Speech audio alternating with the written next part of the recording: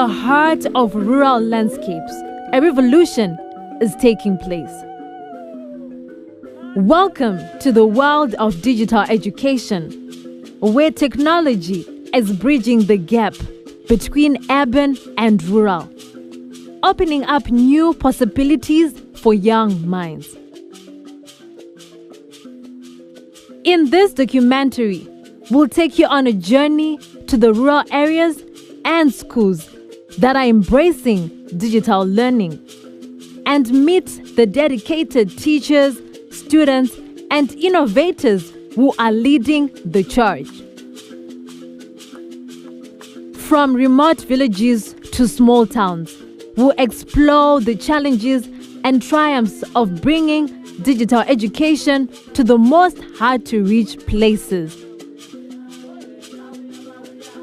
Join us as we explore the power of digital education to connect, inspire, empower a new generation of learners in rural areas and schools.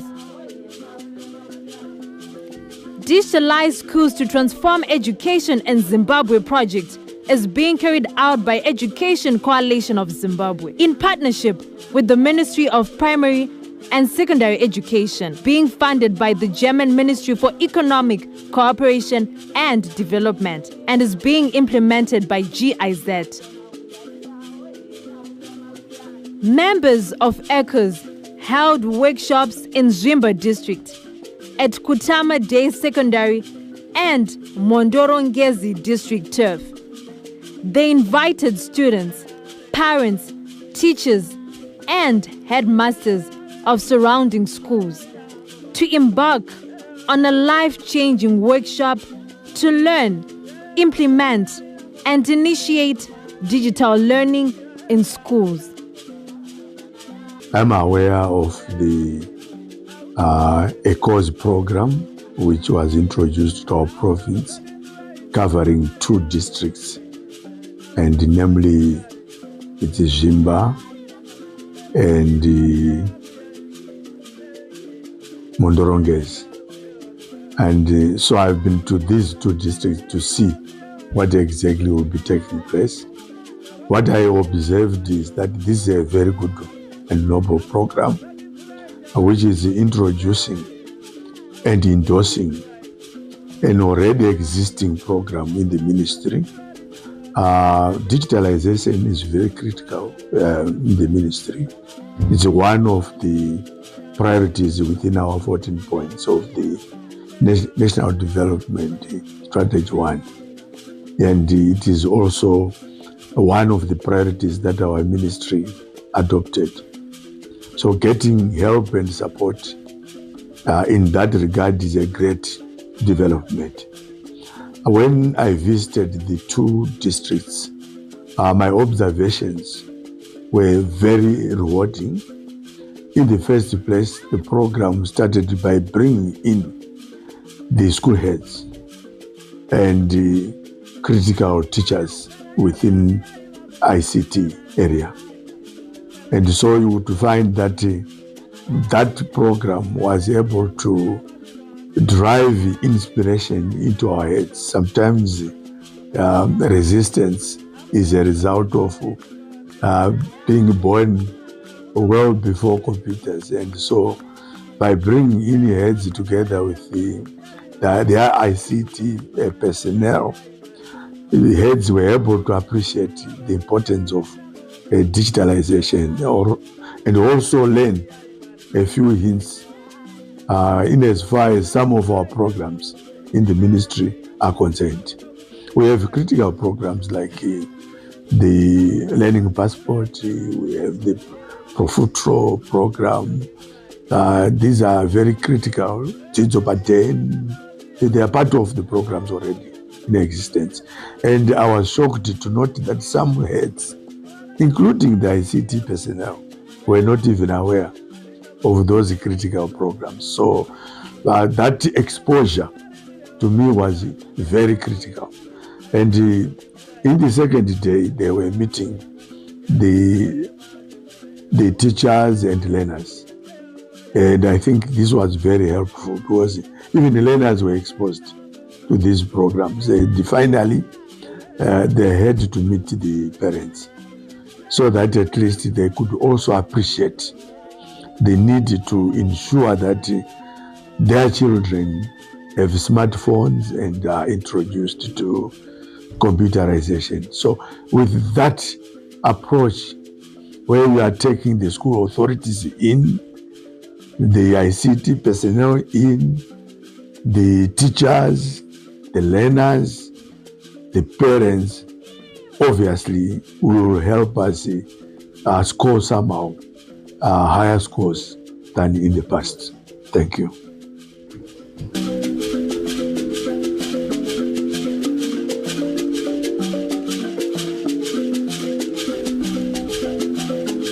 I am Mudzingwa Simon, school head at Kutamade High School, ZVIMBA district. Thank you for intervening me on the issue of initiative being implemented to address the digital divide and ensure equal access to ICTs in rural areas. As a school, we managed to install 2 satellite Wi-Fi devices, one from ZO and the other one from Liquid. It was the initiative of the government in partnership with the Ministry of Primary and Secondary Education. Those 2 satellite Wi-Fis are managing to accommodate all the learners at Kutamade High. Our enrollment stands at 744 and 32 teachers. On the issue of addressing the lack of infrastructure such as electricity and internet connectivity, as Kutamade High, we are connected to ZESA. We don't have challenges, but within ZVIMBA district, we have schools that have installed solar panels. We've got Murombezi Secondary School, we've got Mupumbu Secondary School. Through the installation of those solar panels, they've been connected to the Wi-Fi. We have teachers who have trained for ICT. Those teachers in schools, especially at this school, we've got 2 qualified teachers, and they carry out in-service training to their colleagues. We also have workshops. For example, the workshop that is being held here since Monday, that workshop has assisted teachers to have skills in delivering their lessons using ICT skills. We also want to thank the government.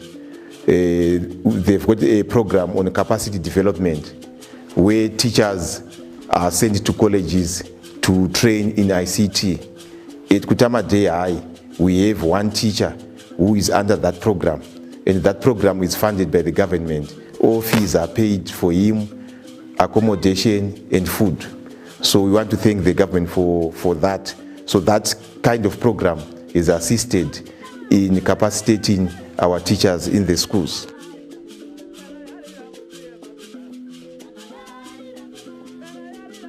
The issues of measures to protect ICT equipment in schools, installation of CCTVs in schools.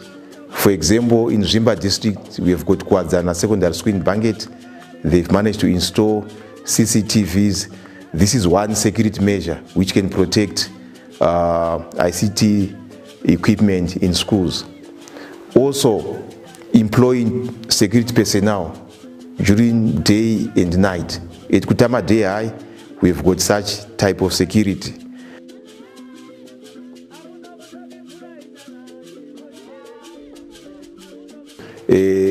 As a school, takatanga computer science pa A level. Taka introduce inonzi computer operations ye exco. Inozobatsira mwana anenga apedza form 4 anokwanisa kunopinda munyaya dzema computers nekuti anenge ane maskills acho. Tiri kutarisirawo kuti tive nevana vakawanda ve computer science ku A level. so that vanozobuda nemaskills iwayo vachienda kumauniversities edu, and also kuti tiedhere more macomputers mumacomputer lab edu, so that tinosvika panguva yekuti mwana wega wega anenge aine laptop yake kana kuti aine desktop yake.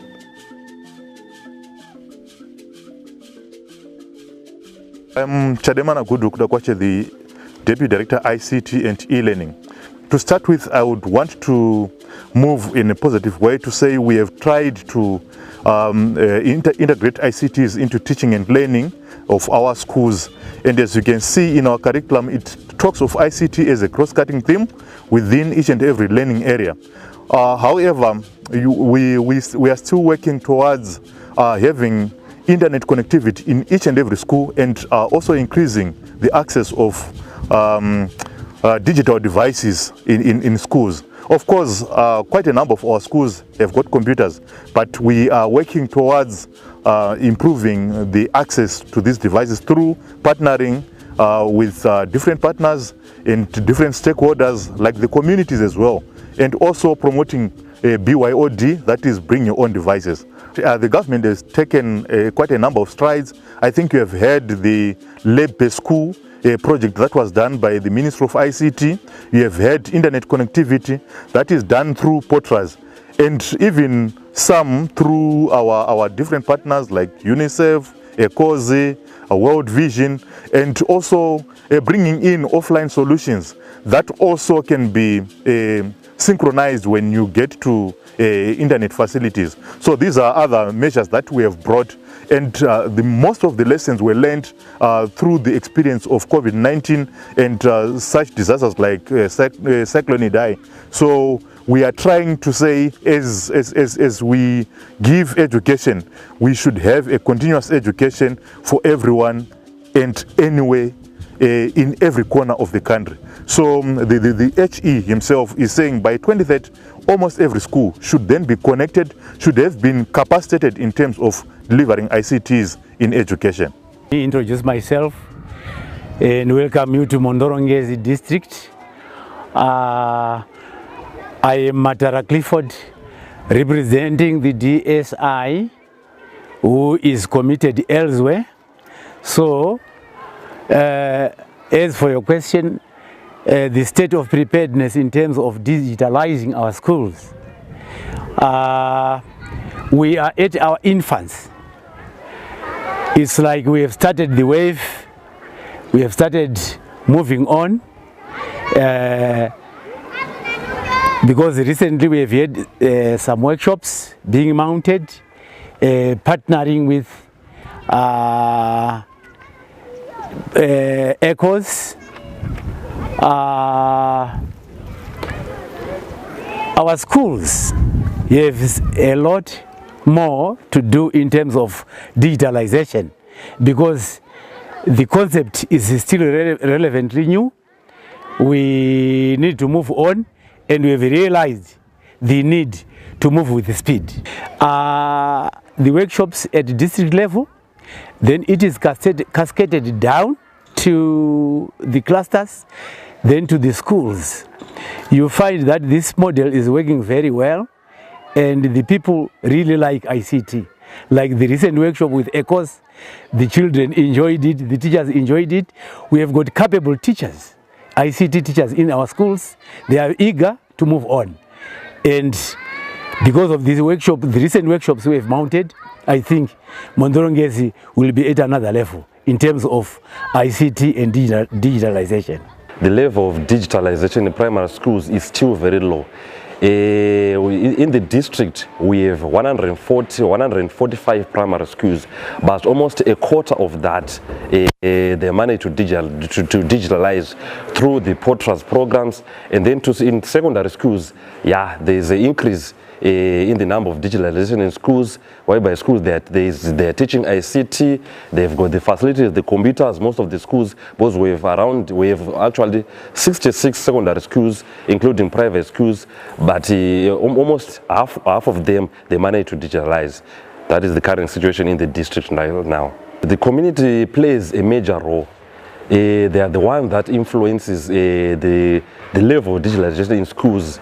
For today, we have the program, we have the ECOZI program, where we're engaging the community leaders so that they can have a positive impact to increase the level of digitalization in schools. So they act a major role.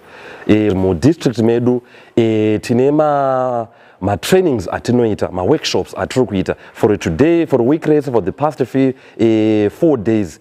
Tahatine partnership ne ECOZI yirikwanisa kutraina. They came vakwanisa kudzidzisa ma teachers to get a training of trainers for 2 days, and then tikazoita nema learners acho saka kuti tinoengage nema partners vakada kutibetsera kuti zviite zvakanaka. So hatichadi kuti maschools arambe mafoni because ndo digitalization yacho. Manotsi zvitangoti mwana anotumirwa manotsi. Saka zvatikuita ku encourage maschools kuti musarambidze vana mafoni, especially ma secondary schools, asi wanai ma ways ekucontrola mafoni iwawo maschools.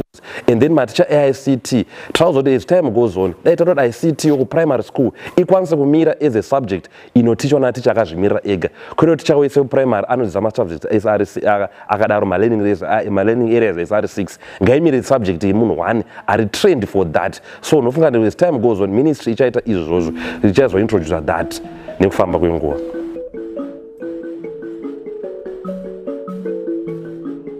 My name is Loveness Makoni. I'm a teacher at Masiarwa Primary School, which is in ZVIMBA. Well, the project have changed my perspective of technology. I've seen that technology can make learning and teaching easier for the teacher and also for the learner. The learner can now research whatever she wants from the internet, educational things from the internet. And for the teacher now, I thought technology was only for teaching ICT. Then the project made me realize that it's not only for teaching ICT but also other subjects like Shona. I can go to the community,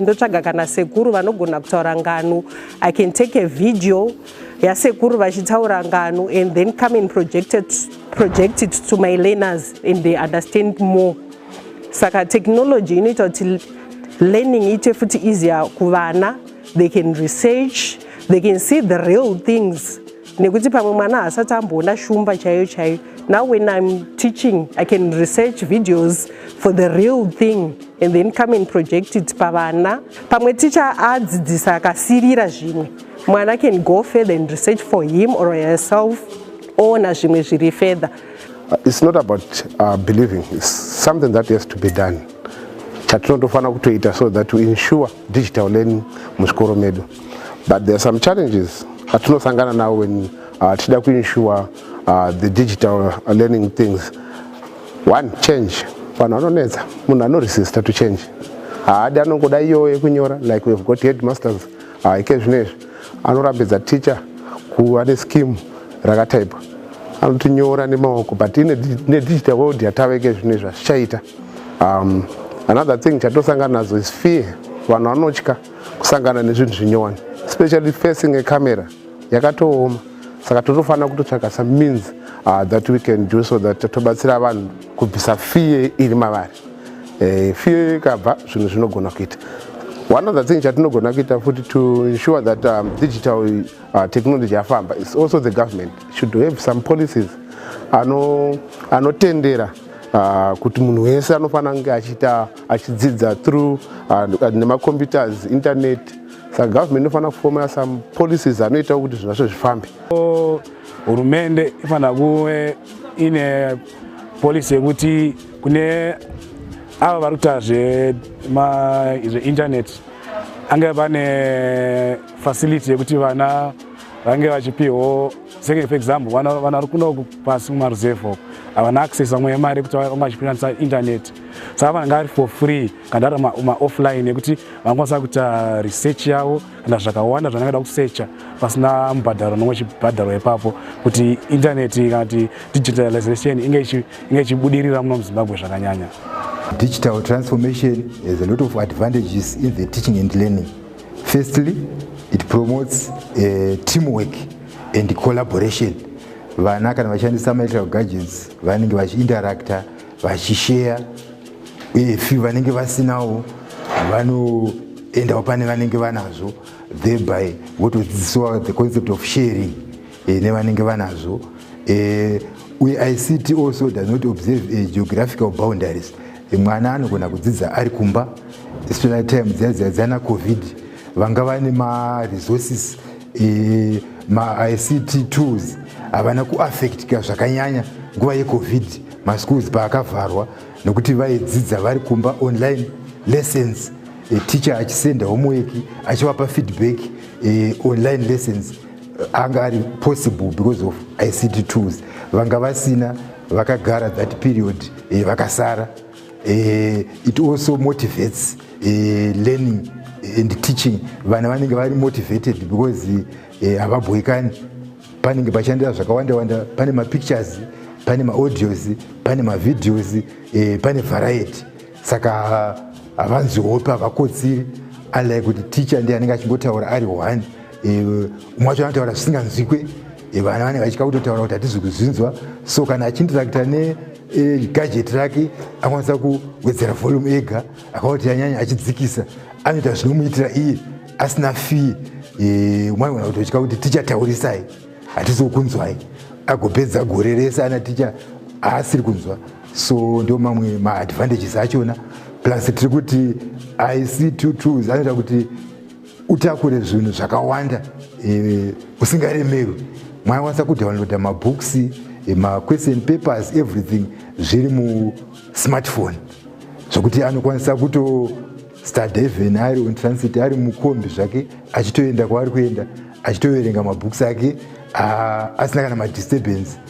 Teacher akwanisa kutoplana futi, achitosendera vana vake weki, chero even atori panhamo. Hazvisi possible, it's inhuman kuti teacher uri panhamo uri kutoskima ma-hard copies, zvoita sokuti hausi kugamuchira program yasangana nevamwe. But kana uri pafoni pako, vana vanyatsi kutodzidzisa kuti unogona kutosenda homework kuvana vako utori panhamo zvako. So tiri kuti digital transformation has got a lot of advantages in the teaching and learning. From the workshop, and ndiri kufarira kuti vana vedu vachaimpata zivo yavawana kune vamwe vavo, vachavadzidzisa ma-learning platforms akasiyana siyana, mamwe achona ndeye mahara. Vazhinji vana vaingofunga kuti ma-learning platforms kuti upinde paari unofanira kunge uchibhadhara mari kana kutenga ma-data bundles, but mamwe ma-learning platforms akuita kuti vana vangogona kushanda vasina data. Zvakare achabetsera even mamwe ma-teachers asina ruzivo nezvemacomputers vave kurerusirwa basa kana kurisecha zvimwe zvinhu, work yekupa vana vakubatsirika nekuda kwe-e-learning. Digital learning taitambira, tafara kuti yauya, asi tine ma-challenges atiri kufesa isusu as teachers, even nema-learners. Some of the challenges ndeyekuti ma-teachers kana chikoro chinenge chine ma-limited ITC gadgets ekushandisa, tinopedzisira tava kukumbira kuti vana vauye nema-cell phones, especially ma-smartphones kuchikoro ekuti tinge tichidzidza nawo. But ma-teachers mamwe anoita resistance to that. Vana vanogona kupedzisira pachikoro vava kutorerwa ma-cell phones aya kunzi hatisi kuda ma-phones pachikoro, kana ma-parents acho anogona kuramba kutengera vana kuti hapana, hatifaniri kutenga chini ma-cell phones, enda unoshandisa ma-computers ari kuchikoro. Saka izvozvo taakuda kutoti dai hurumende yapindira yabatsirawo isusu vedzidzo kuti vaudze vabereki zvakanakira kushandisa ICT2 kumwana nekumurayiridzi, zvakare nyangwe kwavari, nekuti some of the homeworks ari kupiwa vana vabereki anovaremera, asi mwana kana aine ICT gadget yake yekushandisa kumba anokwanisa kungoataka the question kana the assignment yaanenge apiwa nemudzidzisi. Saka tanga tichida kuita ma-awareness campaign ekuti vanhu vazive zvakanakira digital learning, ma-road shows, even mumaredhiyo nemuma-televisions ngazvitaurwe kuti ICT ndiyo yave kutonga. We are now living in the world of technology. I'm Powerful Edwin from Mpawose Primary School. I'm the ICT teacher at Mpawose. I attended the workshop organized in ECOZI. Workshop yedu yakanga ichiti conscientize nekuti upgrade ma skills atanga tagara tinawo mashomanana yawayo kuti ratiti kuzobatsira vana ne community yedu yatiri kushandira. The workshop itself yanga iri fruitful nokuti we learned a lot. Digital transformation yakanaka zvikuru pakuti inoita lessen the burden to the instructor. In a hands-on approach kuvana. Saka tikaona sekuti vana they are more into kubata and vanoda zvinhu zvine hands-on approach. Saka kana vakawana hands-on approach vana vedu vanobva vakurumidza kubata. Uyewo nenguva yatiriwo iyi inoratidzawo kuti vana vedu vatiri kudzidzisa vanhu vanoratidza kuti vari into the system ye-ICT. Saka ndakaona sokuti inotibatsira kuti tinobva tasongana we converge nevana tosongana tenge takutaura language imwe chete. Policy yatatinayo sekuzvikoro kwatiri uku tine policy yekuti vana vanokwanisa kushandisa ma cell phones for their research. At the same time tichivatumira futi homework. Saka dzimwe dzenguvawo kana gadget iri wani pamba zvinoreva kuti inoshandiswa nemwana, inoshandiswa futi nemubereki. Saka pakusenda kwate tichiita homework yaya neimwe information yekuti vana vatsvagurudze zvinobatsirawo vaberekiwo kuzivawo kuti zvinganga zvifambisa sei kupinda musystem ye-digital transformation. Zvinoitawo futi zvakarewo kuti tive closer nevabereki vedu nekuti patinotaura vanosvikawo panguva yekutobvunzawo kuti nhasiko madii nekuti vanenge vachitarisirawo kuti basa ratotumira vana vanenge vada kurionawo kureva kuti tiri kubridge gap pakati pedu necommunity zvoita kuti tikwanise kutaura tese tichitaura language imwe chete. My name is Sadwana Shestok. I attend Kutama Day High. I am a Form 4 student. And I think that some benefits of digital transformation in education is that there can be manipulation of graphs and some other things using Excel, Microsoft Excel, and you can access the internet at any time, and it is easier for students and also teachers as teachers can send notes over the internet or over the phone. My name is Rombidzai Sengai. I learn at Chingondo. I attend the workshop at Good Shepherd. I learn about cyberbullying. Cyberbullying is the use of technology to embarrass, intimidate or threaten someone. And there's no konzerisa kuti kana uriwo wathreatenwa unokwanisa kuda kuzviuraya cause munhu anospreada zvinhu zvekunyepa about iwewe, zvekuti unopedzera wakunyara kana kufamba, zvekuti unofunga kuti rega ndizviuraye, unogara wangova lonely. Kana kuri kuchikoro performance yako inodzikira, even confidence dzinopera.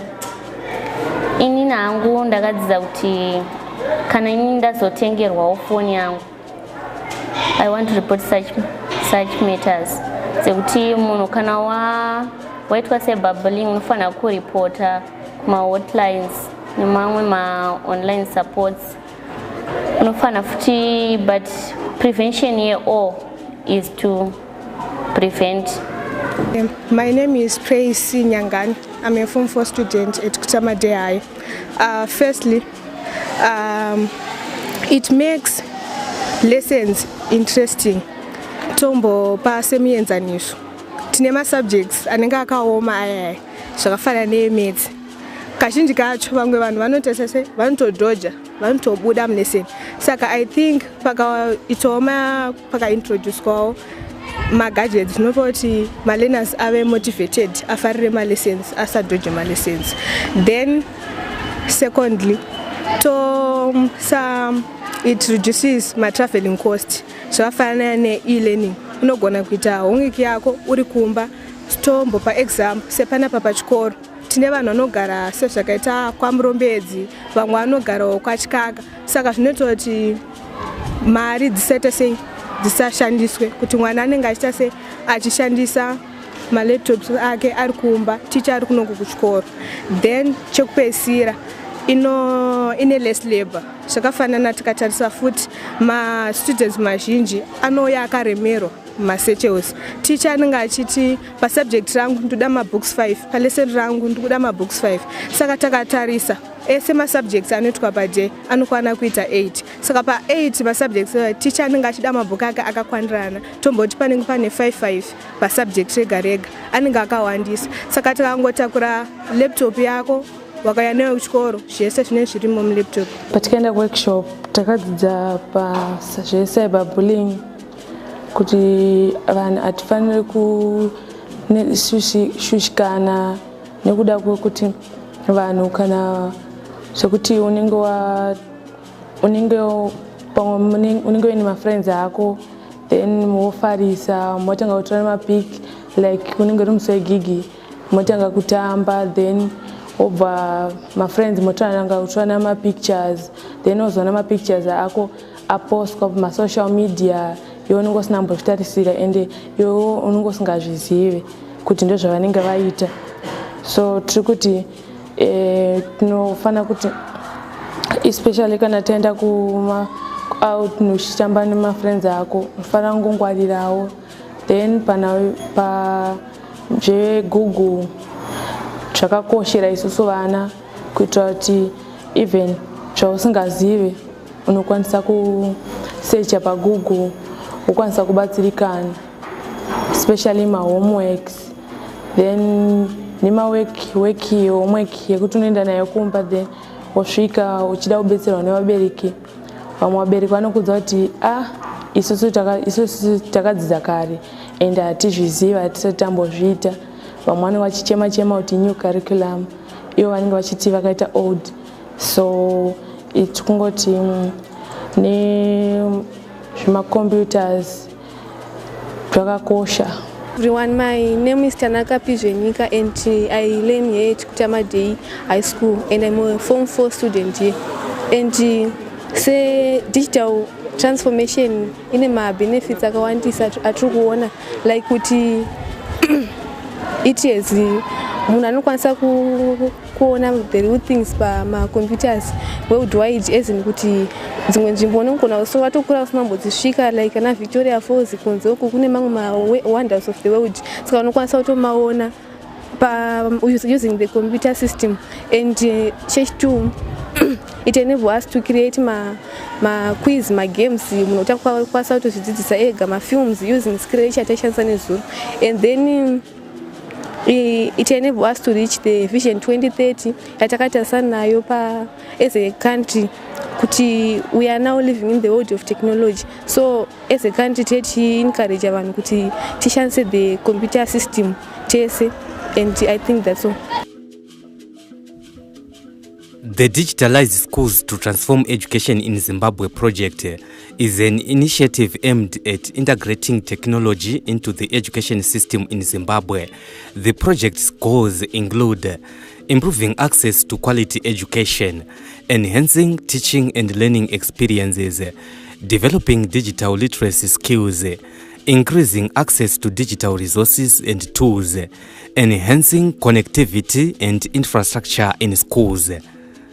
By shaping the future of education in your province, DigSTEinZ is likely to enhance student engagement and motivation, improving academic performance and outcomes, preparing students for the digital age and future careers, supporting teachers with digital resources and training, bridging the digital divide and promoting inclusivity, fostering innovation, creativity and critical thinking, improving access to information and knowledge.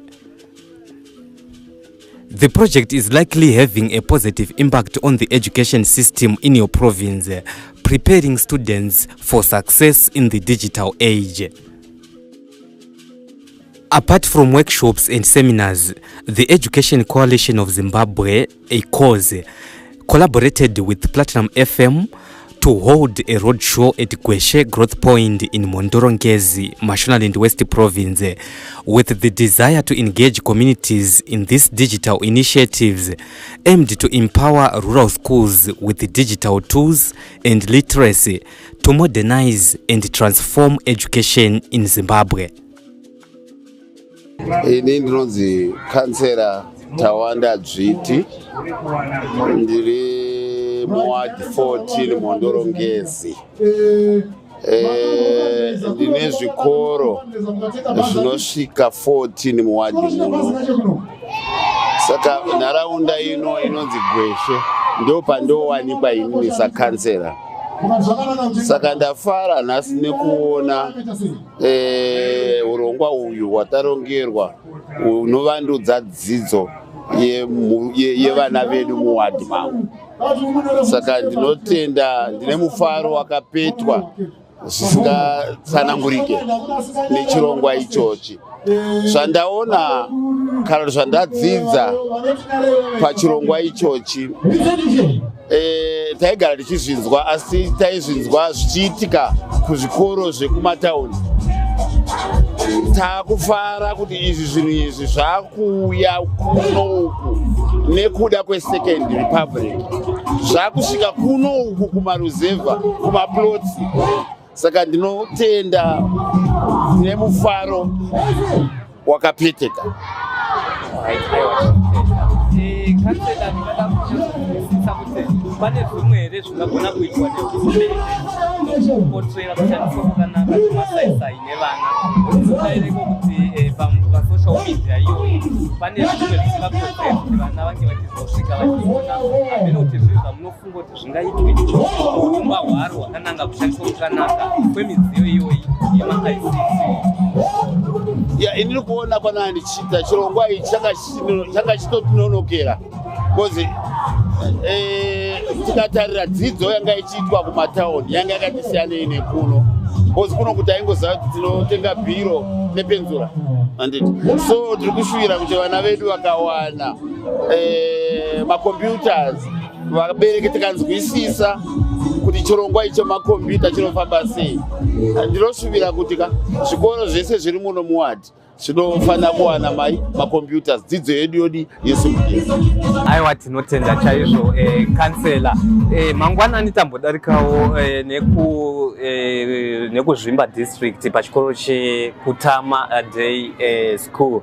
Takanga tichionawo vabereki vanga variko nevadzidzisi vachidonongodza kuti denopavharwa mukaha uripo pakati pezvikoro zvekumaruwa nekumadhorobha. Mukuona kuti vekumaruwa kuno vakwanisa kuwana zvakakwana zvese zvavanoda zvinosanganisira mawifi muzvikoro, magetsi, matablets, mafoni chaiwo, kuti vafambirane nevari kumadhorobha. Amene kuti ipapo pangagadzirwa nenzira dzii. Chokwadi ichocho kunge kuno kukwatiri inotove dambudziko. Chikoro cheWarirenji primary vakamboedza vabereki kubatanidza kuti vawane wifi iyoyo, vakatenga but yakatadza kurarama. Why? Hatisi kuwana masaisai akakwana nekuda kwokuti hatina mabooster aya anoita kuti network idi ifambe zvakanaka. Saka tachishuvira kuti sechirongwa ichi zvachauya kudai so tarangarirwa. Tinoshuvira kuti iyo masaisai aya takuawana. Tinotenda kansela wakatetekera paPlatinum FM munzva yawe inobatika pa 102.3 muchinoi nepa 103.4 kukaroi uye nepa 94.5 kukariba. Usakangana kuti live streaming yedu kune vamwe vari kunze kwedunhu reMashonaland West www.platinumfm.co.zw. Tiri kuno kwa Gweshe kuri kuparurwa chirongwa DigSTEinZ schools to transform education in Zimbabwe. Ameno kansela mashoko enyu ekupedzisira chipendera hurukuro. Right, ini ndiri kuti chirongwa ichi nemafariro aita mhuri yangu muno muwadi ndaishuvira kudai chaigara chichiitwa nguva dzose. Ndinonzwa kufara, ndinonzwa kusununguka. Neimwe nzira isusu sevanhu vanosarudzwa nevabereki ndatoita chimwe chinhu changa isati yamboitika munharaunda muno zviri kutoshamisa vazhinji. Saka ndinoshuvira kuti zvaenderana neropa rangu rine chekuita nechirongwa ichi chauya ichi cheSecond Republic. Aiwa, tinotenda achose kansela nekuva nesu pachirongwa chino tichiedza kuona kuti ndezvipi zvingaitwa mukutsigisa kushandiswa kwakanaka kwemasaisai aya muzvikoro zvikuru sei kuno akumaruwa. Mwava nenguva yakanaka kansela. Ndinotenda asi nanjishuvirawo ndinoite dai zvikasagumira panopo muno muMhondoro NGEZI tine mawadzi akawanda. Tinoshuvirawo kuti dai maenda apo neapo neapo kuti tese tifambirane pamwe chete. Ndo chikumbiro changu semakanzerazi tose. Ndinotenda maita.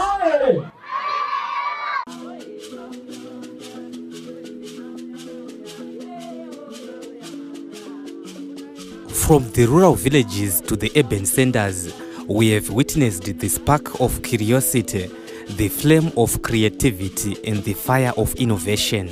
We have seen students embrace the future, equipped with the skills to navigate the digital landscape. The digital revolution in Zimbabwe's education system is not just a story of technology, it's a testimony of the human capacity to adapt, to innovate, and to transform.